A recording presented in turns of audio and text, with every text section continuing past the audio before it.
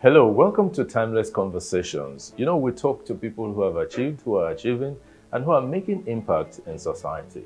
My guest today is a gentleman who is an achiever, who is a public servant because he served not just in Nigeria, he served in the United States of America, and he has worked tirelessly to make an impact. Right now, he is a candidate in the runoff for the ticket of the All Progressives Congress in Lagos State. I welcome Abhdul-Ahmed Olorunfemi Mustapha. You're welcome.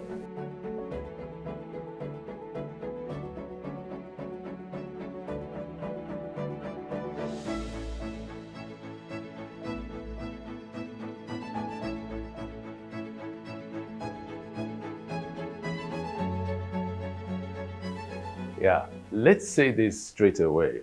Many people wonder, who is Mustapha? You just came out of the blue. According to them, just came out of the blue. Well, who is Olorunfemi Mustapha?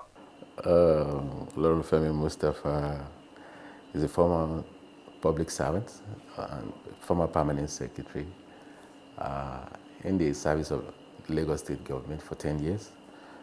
Prior to that, I served the city of New York for 7 years. I was in the United States for almost about 20-something years. I was born to the family of Alhaji Bushura Jadi Mustapha Olagunju of Elias Obadino Street 246 Obadino, and my mom is Alhaja Amdalat Atinuke Martins, a great grandchild of the Martins family, Babalacho, in Olugbo quarters of Lagos. Born November 8, 1964, at Mercy Children's Hospital, proximity to the house at 64 Obadino Street. My great-grandfather was the first Olorunfemi of Lagos, and he did contested for the imamship of the Obadino Central Mosque. On my paternal grandmother's side, from the Mustapha Giwa in the Takwashi, Giwa Al-Qurani. It's so funny, my paternal great-grandfather is Mustapha Olu, but everybody calls us Giwa, but Giwa is a title. Giwa from Mashalashi Al-Qurani. I had my primary school education at Ansarudin Alakoro. Prior to that, I had my started my nursery schooling inside Kosoko, the palace of Oba Kosoko. I still remember, Kabiyesi Amino. Yeah. He loves me dearly, so he wouldn't let anybody touch me, when I was a kid. So when my mother finished selling, because my mom was selling, had a shop at Ereko before we moved to Egerton. We started from Jankara, then from Jankara we came to Okiari. From Okiari we went to Egerton.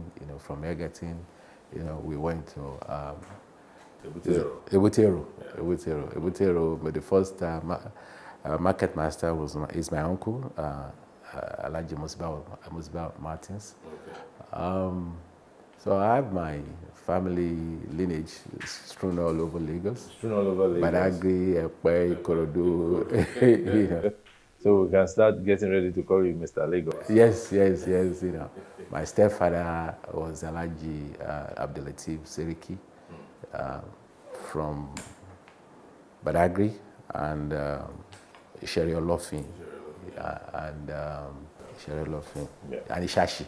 Okay, that's where there's the waterworks. Yeah, the waterworks. The Jokonde administration. Yes. So let me say this: you're obviously very grounded in your family history and all that, but growing up in Lagos, when you did, what was your experience like? It was very nice, and when they say literally that it takes a village to raise a child. To raise a child. You know, because I look so much like my dad. So everybody, once they see me, you know, I'm Abushura, I'm Abushura, I'm Abushura. You know, so if you commit a crime in campus, before you get home, there is no phone, and somebody will have reported you. You know, so you will get beaten in campus, and by the time you get home again, you will get beaten again. You know, and there was so much love. We eat 4 times a day. You know, we have breakfast, lunch, dinner, snacks in the evening, and we were pampered. You know. Talking about being pampered, you must have been a bit rascally too. Oh, you joking? You know, I got into a lot of trouble. I remember when I was at Ibutiro Nursery and Primary School, so they were late in coming to pick us up. And I took my cousin, Kubra at Martins, and I told her, just let's go. They're not coming to, there was a party going on at home. So they probably must have forgotten us. You know, so we trekked all the way from Ebutero to Obadino, which is from school, from back home. And they didn't touch her. So I was the one they dealt with. They dealt with. Why? Oh, they know. Because you were notorious. Yeah, they know I was a troublemaker. You know, my uncle, God bless his soul, Mr. Lasbat Martins, was the first father figure in my life. I missed him greatly. You know, if he were alive, he would be here. When you were in the service of Lagos State government, one of the places you worked at was the Ministry of Science and Technology. And there were quite a few disruptive things that were done then. Yes. I thank God for Governor Babatunde Raji Fashola for insisting on bringing me back, and Dr. Bafemi Kadri Hamzat was both were instrumental in my coming back. But incidentally, Uncle Akim Gbajabiamila was the one that was very, very persistent in trying to bring me back. He actually got me an SSA with Ashwaju. Ashwaju gave me a job without even seeing me. All he saw was my resume. But I told Uncle Akim Gbajabiamila then that I don't think it was time for me to come back home yet, because one of my uncles, Uncle Bolaji,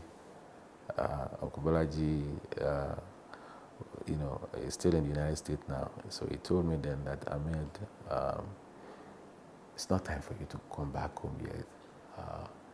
So when I eventually accepted to come back, they had issues with Oracle implementation. And I just implemented, I was part of the team that implemented Oracle for the entire 99 City of New York agencies.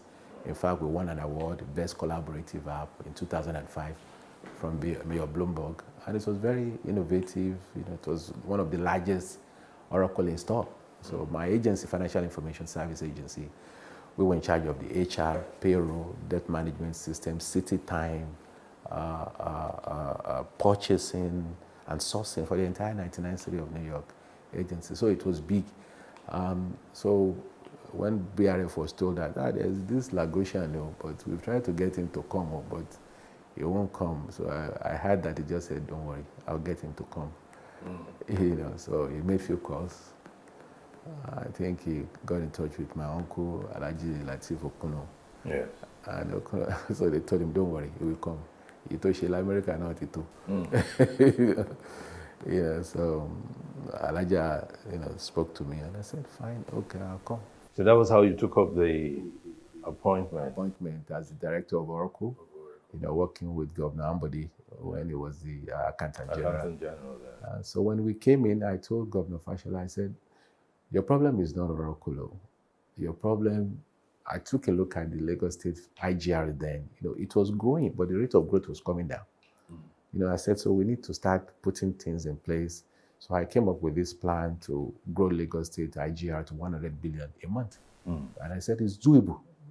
So Governor Ambody had asked DFID then to come and do a study of the revenue and the systems that we could use to boost that revenue. And I said, so I was working on that plan. So one of the consultants just by chance came to speak with me. And I showed him what I was working on. So he went back to Ambody, Governor Ambody, I said, it was a PS then, said, why did you bring me? This your boy that you brought from America, he's even done, something more, more elaborate. So All of this you did as director of Oracle Director implementation. of Oracle, and I was promoted to DG Financial System Management Bureau because I tried to explain to Governor Babatunde Raji Fashola then that we needed an entity that would be monitoring all the system that has to do with the revenue generation from land use charge, land services payment, IGR, that everything that has to do. So we need to find a way to harmonize that system. The thinking there was that we should make sure that all the system can be able to speak to one another. We make it easy for people to pay without necessarily going to the bank, using their credit card, debit card, and they can be able to effect payment to Lagos from anywhere in the world. So you can pay your land use charge from London. And some of the things that we wanted to do then was, when we look at land use charge, let's take land use charge for instance. So they had enumerated close to about 640,000 properties, and they were only paying on about 200 and something to 300 and something thousand were paying, and the run rate was about 8 billion then. So we, said, okay, we can use technology to deepen that. So we're able to use GIS and spatial technology, building on what has been done by Dr. Olorunfemi Hamzat and initial GIS implementation. So we were able to distill from that close to about 1.2 million properties that we identified, and grew the database to almost about 800,000. So it was a massive effort, and we were, the run rate was about 10 billion. So we use technology to be able to enhance. And we believe seriously that land use charge alone, we can do 25 billion by the time we finish, Per annum. Per annum, yes. So on the Oracle side as well, so we came up, the DPO 1 and 2, was very, very important then. That was the first time in the history of Sub-Saharan Africa that World Bank was giving direct budgetary support. But it was essential that you did that. You did that, so we needed to implement some segments of Oracle. So luckily for us, we had that. So it's not something that we needed to go and buy. And you got World Bank support. Yes. So that has to do with digitizing the procurement process, to support, the procurement agency, so which was key as part of the transparency, along with the generation of financial statement, making sure we publish our financial statement, statutory audits, set up the audit commission. So I was part of that negotiating team. So we just took care of the element that has to do with GIS and also expanding the Oracle. So when we came in, I think it was about 5 or 6 modules that were working. So we expanded that to about 10. And we got everybody using the Oracle purchasing and procurement process, which was big. So what would you say got you into wanting to do all of this? Because you were in America? Yes, I had the opportunity. When I was in the US, I remember my wife, she would tell me, why don't you build a fintech hub so that we can make money? You're always so concerned about what can work in Nigeria, what can work in Nigeria. See, without budgetary support, the government cannot do anything. So public service is very, very dear to me, and helping to raise the necessary revenue, which can translate into hospitals, schools, is very, very important. And the Asiwaju Bola Ahmed Tinubu and BRS Foundation had laid a master plan. So what just needed to be done was to complement that with technology to be able to accelerate the growth of the revenue, which correspondingly leads to increased performance in service delivery. So that was very, very important to me. So it was like a laser focus. Don't worry. Let's go back to your days in America. Part of what you did there was to serve in a city where you oversaw how many departments did you call it now? 99 city, all the 99 city of New York agencies. They were using my application for HR, payroll, debt management system. It was scary. You see, in America, all those small boys, that campaign for the mayor, they end up working with the mayor. And most of the boys that were working for Mayor Bloomberg, they're very sharp, very young boys, data-driven.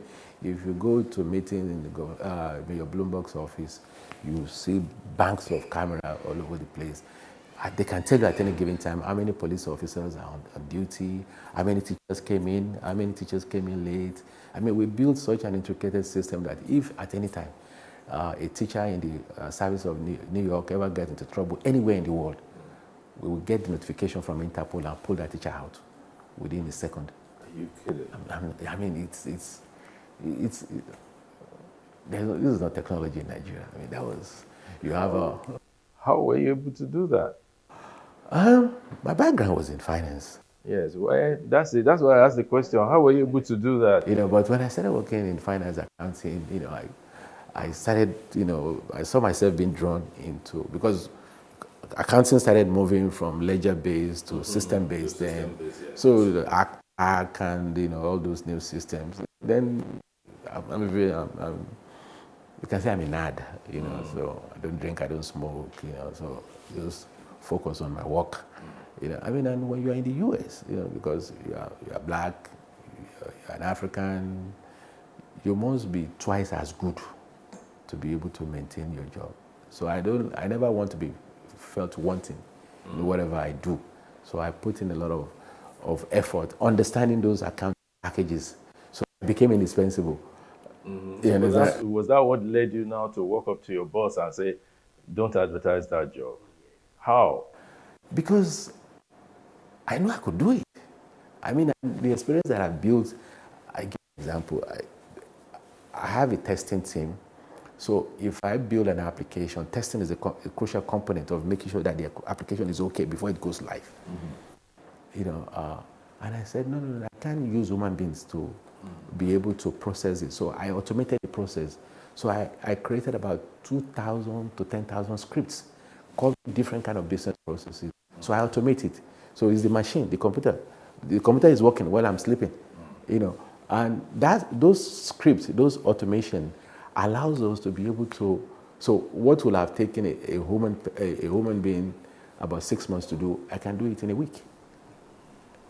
From the automation. Yeah. So I have a mainframe application talking to a client-server application, talking to a web application, and I'm taking cases, creating the test cases, running it, doing the load testing, system testing, integration testing, and it was unique.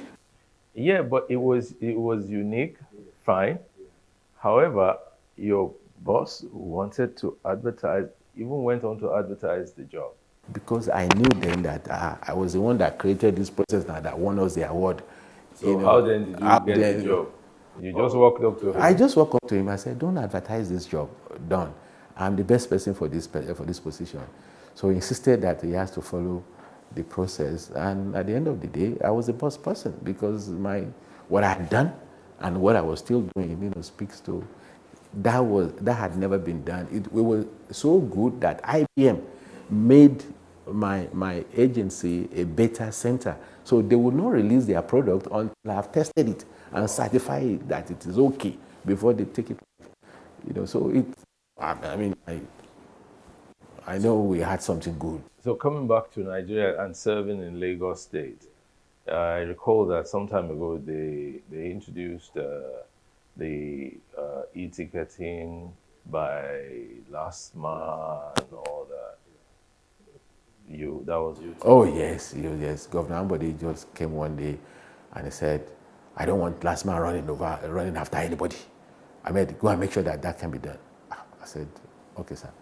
So I just got on the next flight and I know that the only agency that had that record set was the FRSC. Dr. Akimboboye, yes, one of the best human beings I've ever come across. I never knew me. I just walked up to his office in Abuja. I didn't even have an appointment. I just gave them, I said, Governor, but they lighted the fire under my rear end and I had to jump on the train. And I just took some of the staffs of Soft Alliance with me to say, oh yeah, come, let's go. I called him Tall and Handsome. I've forgotten his name. I said, just come with me. And on we go to Abuja. So they were able to give us this repository. I could confirm your driver's license. I could confirm your vehicle license. I could confirm your insurance. So having those API, we just built the front end. And when we tested it, I actually used Governor Zambody's driver's license to test. And on that day, his driver's license had expired. And he looked at me and said, stupid boy, bring that thing down. So I mean, he fell in love with it and said, no, this is what I want to do. So we have done that along with what we call the central billing system, because ABC had done such a good job of revenue assurance at the back end. But okay, let me give you an example. So they ask you to go to lands to pay 10 million. So if you decide to pay 1 million, I will only know that 1 million that you pay. That original bill that says you should pay 10 million, I don't have it in Oracle. So when that 1 million comes in at night, so I do a pretend generation, the debit the account receivable, credit sales, then debit cash and debit, credit the account receivable to nil it. So, but with the central billing system, that 10 million that they say you should go and pay is in Oracle. Okay, so you can, with that, so no mago. Okay, so that makes it easier to track the money. God bless you. Yeah. Yes, and because it's an interface, so we were able to integrate to NIBS. So that was one of the things that I really enjoyed most. When I came in, so when we finished generating the payroll, so they would divide it into different banks. So the ones of Skybank, we go to Skybank, UBA, we go to UBA. So UBA will now ultimately take it to NIBS. So when I came in, I told Mr. Padilla, I said, I need a switch. Egbon, give me a switch. He said, are you sure they will allow you to do it in Lagos? I said, bring it, don't worry. So we connected our payroll to NIBS. So as soon as we finish, everybody gets paid at once. So that was how. Yes, that was how 23rd started, and everybody. So Governor Fashola was getting this acclamation. "Oh, guy, will let me you." So he called me. He said, "I only know one troublesome person that will do this without my approval." And that will be you. That will be me. All right, we're going to take a break now. When we're back, we'll go back to your origins again and find out how come you are like this. Please stay tuned. PlusTvAfrica. This is PlusTvAfrica. On PlusTvAfrica. Big stories live here.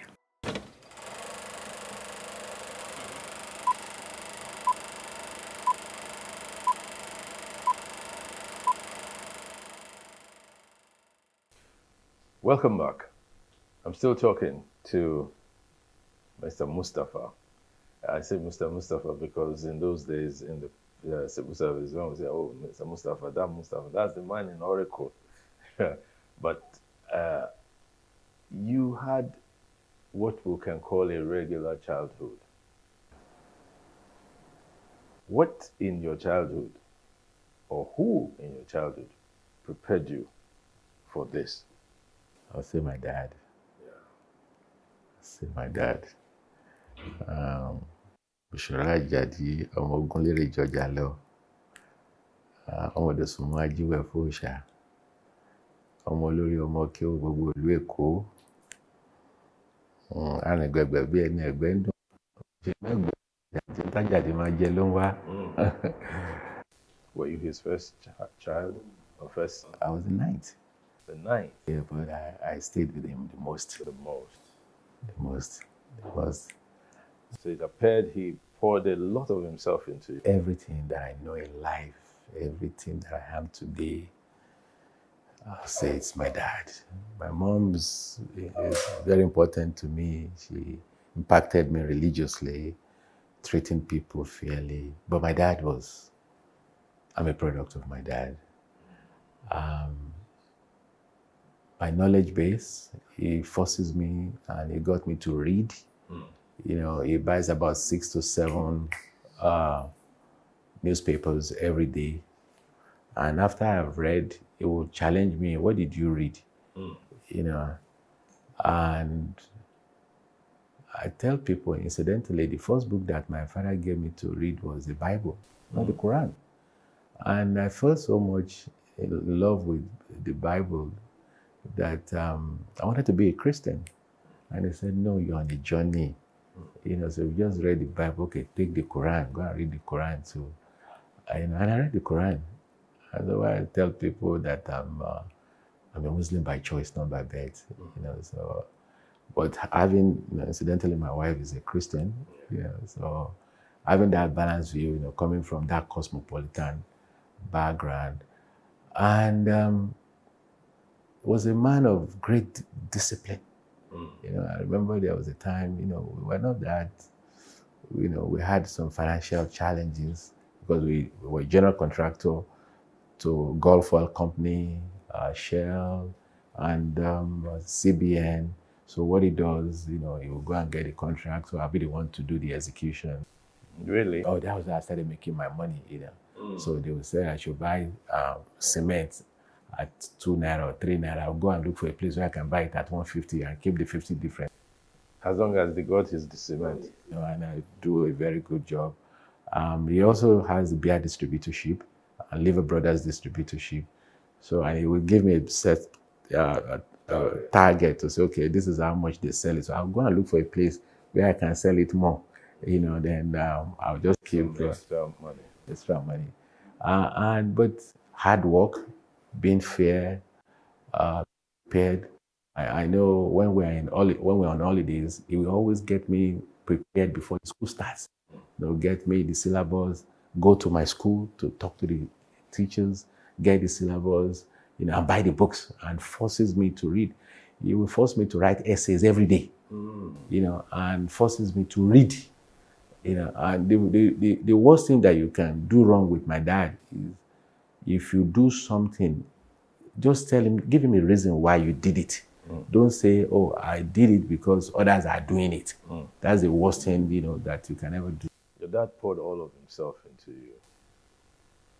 And if you were alive today, what would you like to tell him you recall?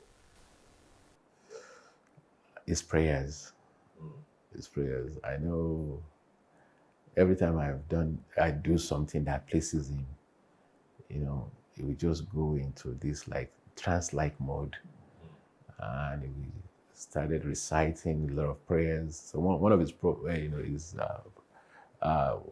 mostly used prayers for me was that verse where Allah was enjoining Prophet Musa alayhi salatu wasalam to go and convince Pharaoh to release the children of Israel. So which says, "Qala Rabbi shrah li sadri wa yassir li amri wa uqdatan min lisani ya'fu qawli wa ja'alni wasiran min akhi Haruna akhi usudud bi yasri wa aqsu bi amri kayna sabiyakan kadhira innaka kuntum bima kadhira." So Prophet Musa had asked these 10 prayers of God, said, "Qala Rabbi shrah li sadri, strengthen my tongue, I'm a stammerer. Wa yassir li amri, make this task easy for me. Expand my breast, my chest. Make my brother Harun, give me somebody to do this work with me. Make that person my brother." So they said that is how Harun became a prophet through Moses. So Allah now called the Kariuti, Musa. Everything that you so desire, those that you remember and those that you do not remember, I'm giving it to you. So when you finish saying that, we now go to this Yoruba. Say Atige Atokwe, Nishanu Abore, Allah no ni one. Atige Atokwe, Nishanu Abore, Allah no ni one Adisa. Atige Atokwe, Nishanu Abore, Allah no ni one. And I will get annoyed. You've already recited the Quran. What's this Atige Atokwe? But in English, he was simply relating to his cosmology, the reality that you always find helper. That the high priest, yes, right? Yes, always finds favor. Favor, yes, yes, with nature. With nature. So you are going to find favor, but you didn't understand. I didn't. I wish I would allow him to have said so much of it. Because every time I looked at my life, I'm a product of grace.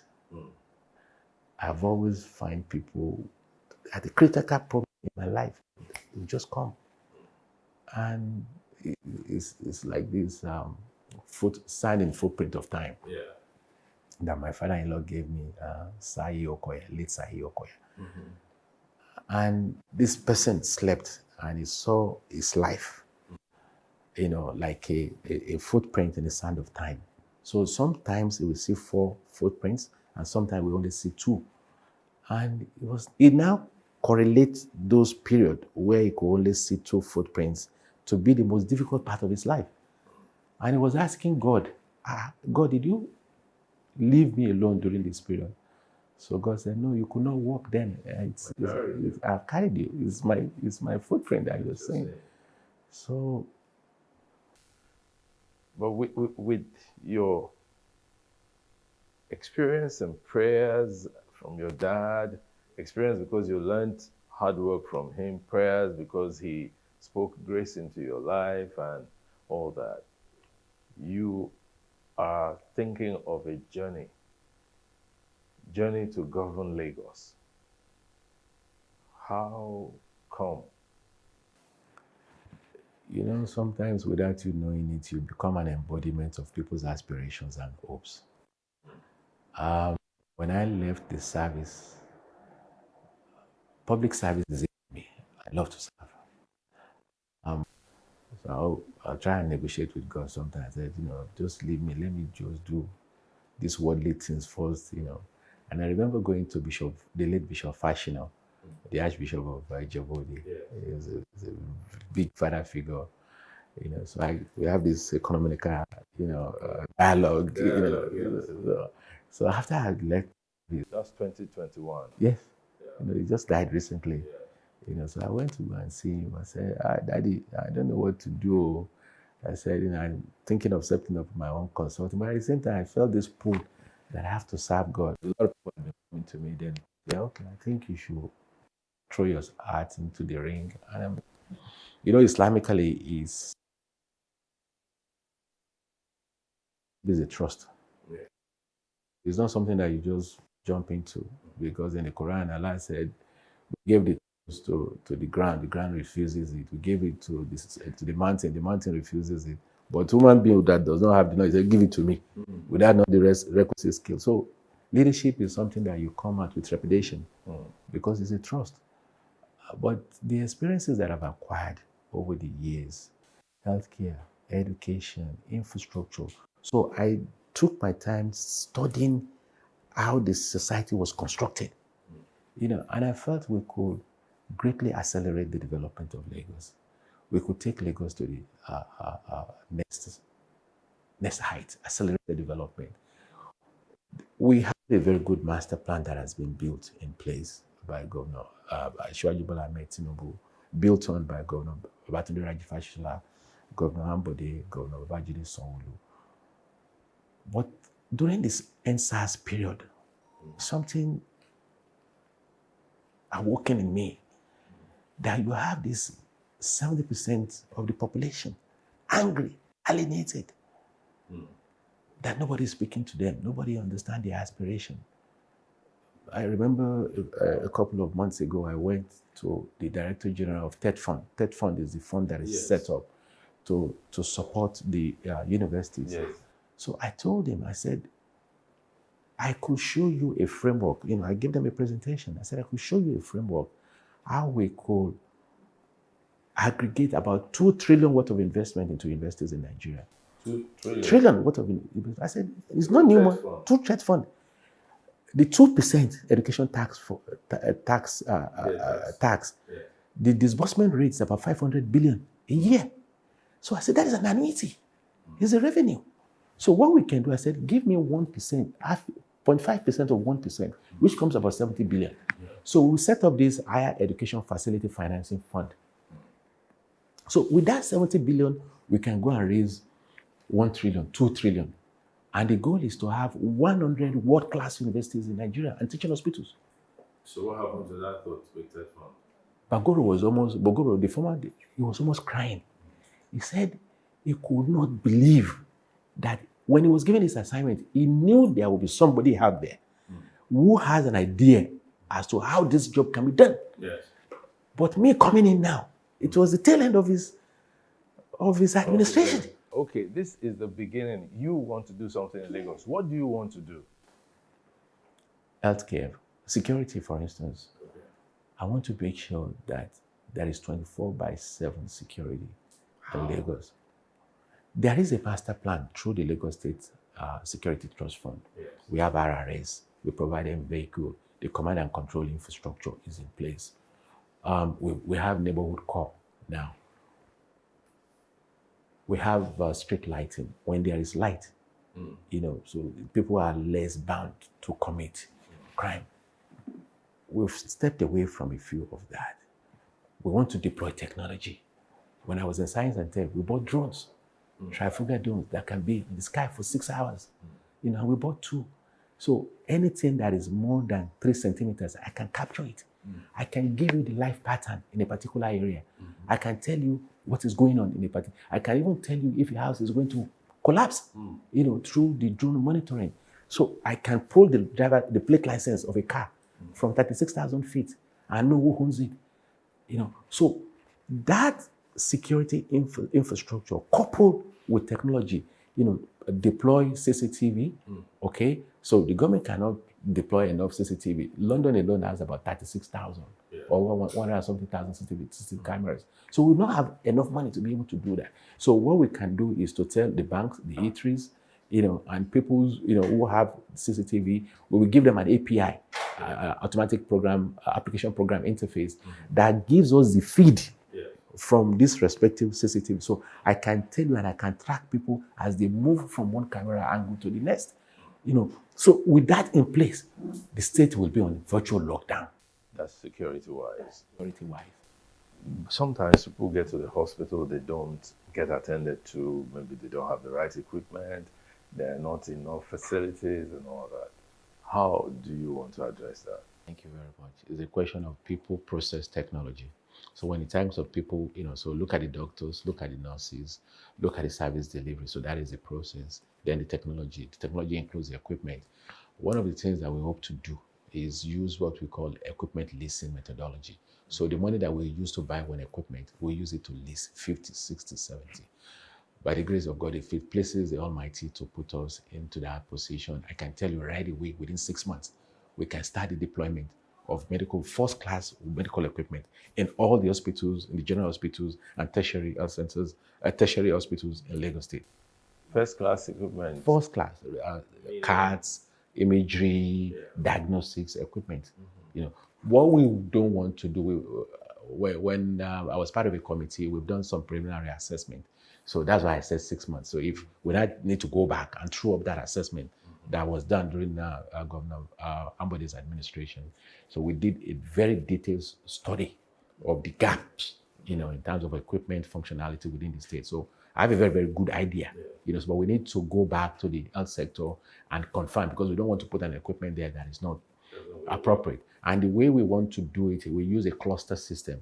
So some of the PHCs, you know, so we will, you know, agglomerate them, you know, within the specific zone, so they can be able to go to those centers as well, you know. So we want to maximize the use. So using that equipment leasing framework, we will be able to aggressively, you know. So the other thing we want to do is we will have what we call Health and Hospital Corporation Fund. So with that, we will leverage on the existing IGR from those hospitals. We bring in consolidated revenue fund, you know. So when we have this fund, we'll be able to go to the market, you know, and raise bond against that particular specific projects, specific to health, you know, so which allows us, the goal is to build one tertiary facility in each of the senatorial districts. So making 3, you know, then expand the existing secondary facilities as well. You know, then the primary healthcare centers will work with social entrepreneurs to give them funding, you know, give them equipment.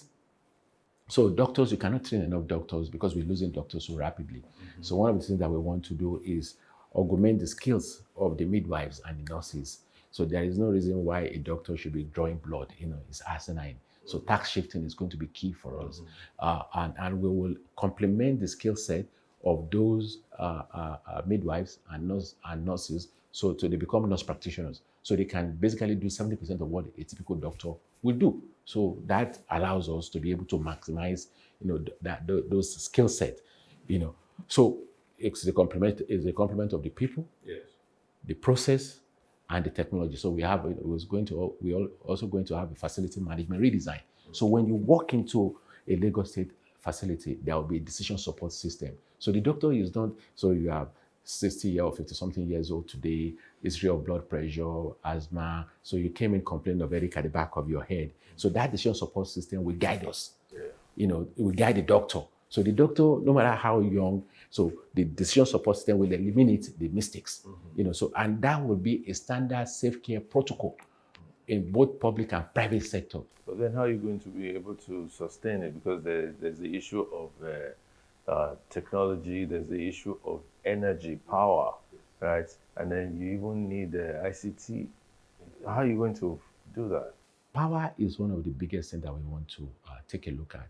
Lagos State is uniquely placed to be able to address the power issue, more than any other state in Nigeria. We have the greatest constellation of towers, base stations in Nigeria.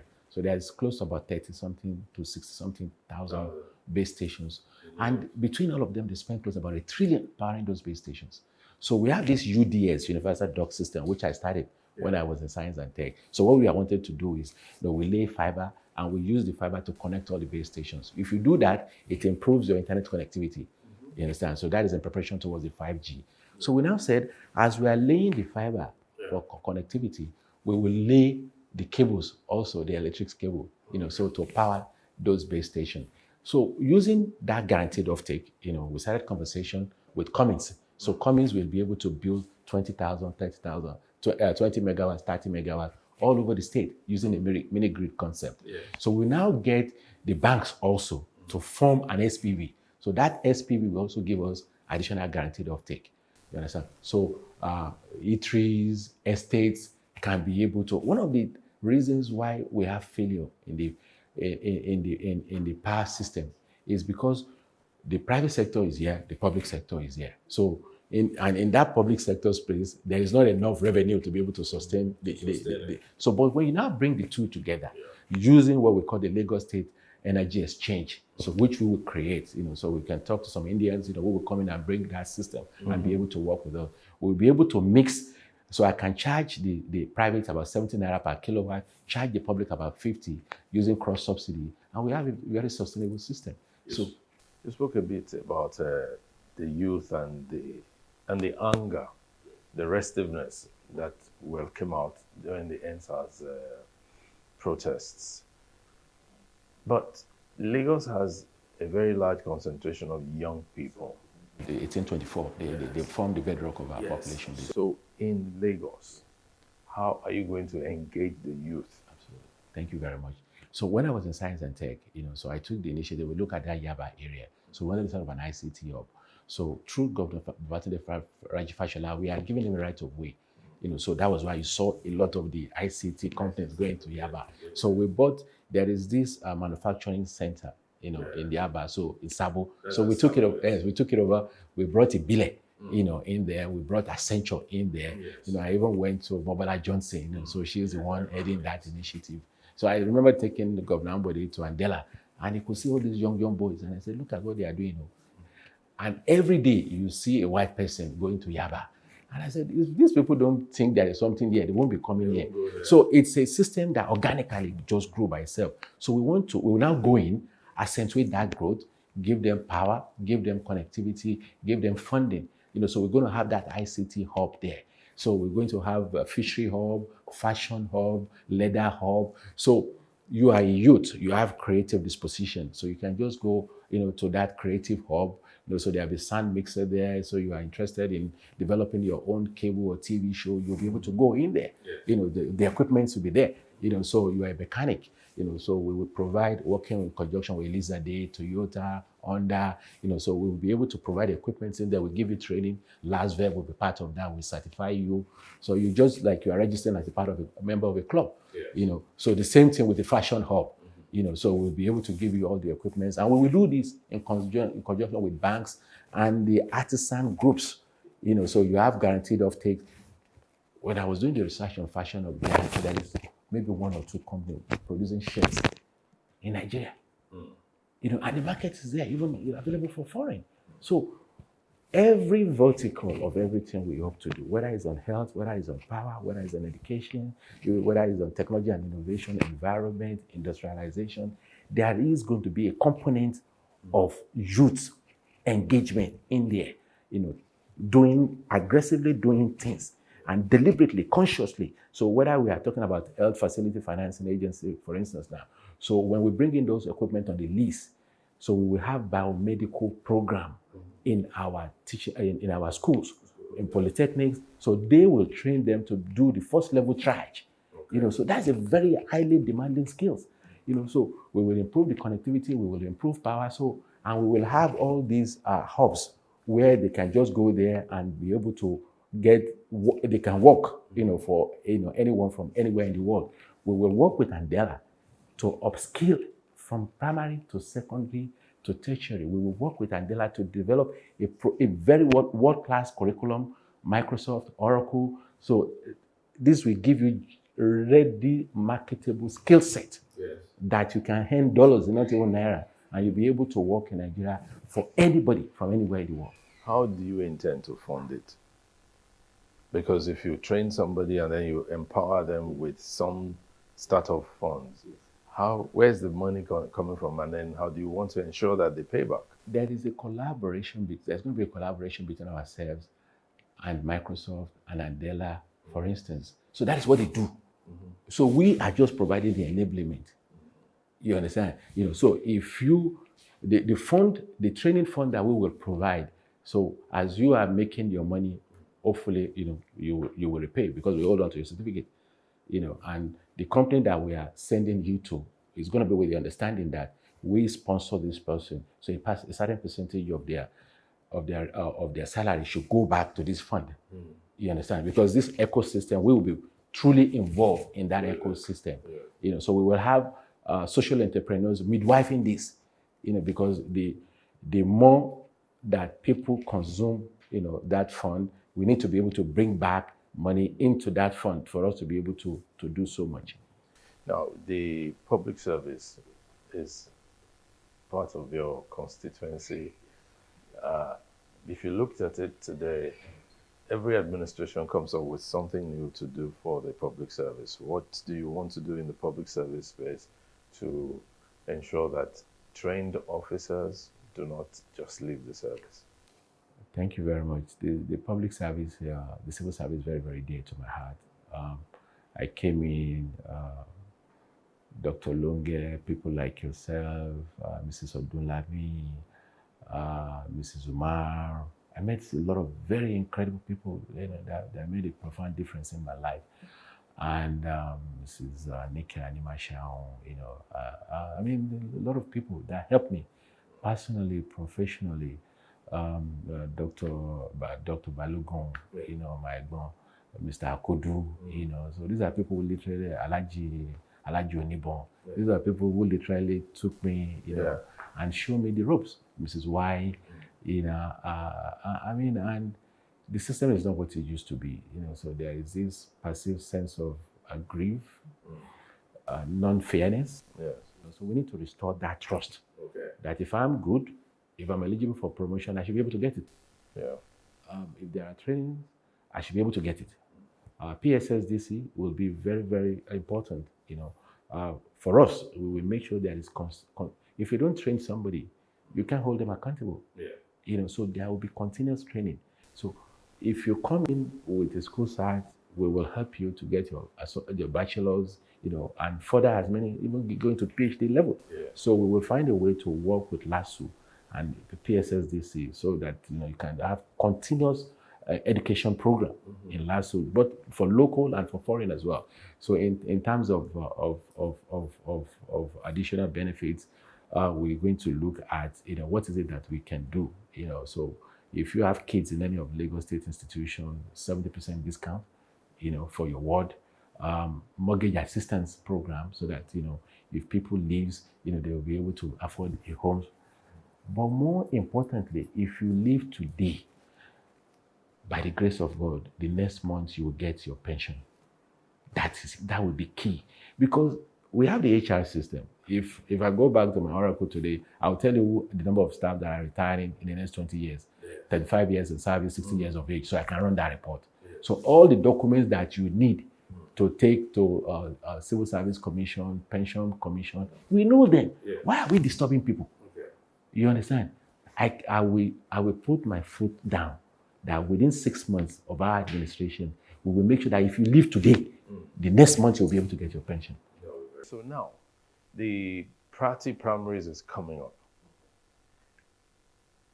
Your delegates, many of them don't know you. You're trying to make an impression, right? what would you say to them?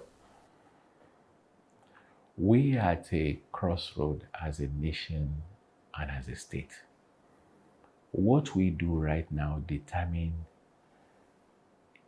the existence of this country.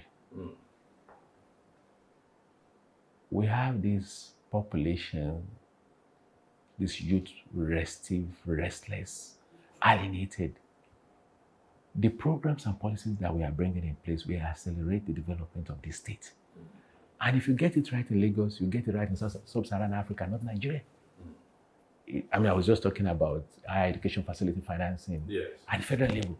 So when we are advocating policies, equipment leasing, when we are advocating those kind of policies that will lead to exponential growth in revenue, improve service delivery, improve healthcare, improve education, student loan board, that you'll be able to take a loan. Those kind of advocacy that if God puts us in that position, we'll be able to advocate, will make a profound impact on the lives of the people, not only of Lagos State. We account for 30% of the GDP, 70% of the manufacturing industrial base. We have not started even scratching the surface, what Dangote is doing in Lekki. The businesses that will come out of the petrochemical industry alone is going to be twice what is going to come out of the fertilizer, of the petrochemical. You understand? So we need to put in accelerated development programs that will attract businesses, make sure security is in place, make sure power is in place. We have the ability to do this. My experience over the years in the United States of America, working in the city of New York, studying in America, working in America, looking at development framework, that is what we are bringing to make sure we can accelerate the development. My charge to them is, take this leap of faith with us. I'm putting the markers on the ground. If it pleases God to put us in this position, within 12 to 18 months, you will see a difference in schooling and education in Lagos State. Within 12 to 18 months, you will see difference in power. Within 12 to 18 months, you will see difference in healthcare delivery in this state, in infrastructure development, taking LSDPC, turning it into real estate investment trust, which was about 1 trillion. And we'll take 200 billion out of that to create a billion infrastructure fund, which now accounts for over 20% of the takeoff of any projects. So we don't need to delay. AFDB 50, IFC. I went to IFC and I got $200 million for development into Lagos State, into transportation, into healthcare, into energy. We can do it. Just take that leap of faith with us. And with their support, we will make Lagos State the best, not only in Nigeria, but the entire sub-Saharan Africa. Let me thank you very much, Abhdul-Ahmed, Olorunfemi, Mustapha. I asked you why you prefer the full Olorunfemi name. This is just to tell me why that full name must be Olorunfemi. You know, when my father told me the story several times, he never let me leave it down. Because I remember filling I think it was on my JAB form or my GCE form, and I said, I just put Femi. So he saw a copy of it, and he got so annoyed as if I had committed a capital crime.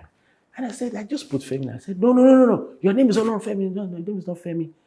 He said, what you don't know today, I'm going to tell you. When you were born, I had a fleet of lorries. So one of them had a brake failure, and it went into a house, and it could have killed a significant amount of people. And you know, I'm a socialite in Lagos. That would have killed me. Immediately they brought that bad news. Your mother brought the news of your birth. So, and I heard the voice that his name shall be Olorunfemi, that I'm with you. He said, so your name is Olorunfemi, not Femi. I said, okay, what about Oluwafemi? He said, no, it's not Oluwafemi, it's Olorunfemi. Thank you very much. I wish you the very best in the primaries. Thank you. Oh, I admire him from afar. You know, you're a good egg. Thank you very much, my brother. And so that's been Timeless Conversations. This episode featured our very dear brother. We serve together in Lagos State as PAMSEX. He's running for the office of governor, and we wish him very well. Abhdul-Ahmed Olorunfemi Mustapha, a man of destiny, a man whose dad predicted that this day will come. May the prayer be answered. Thank you very much. See you next time.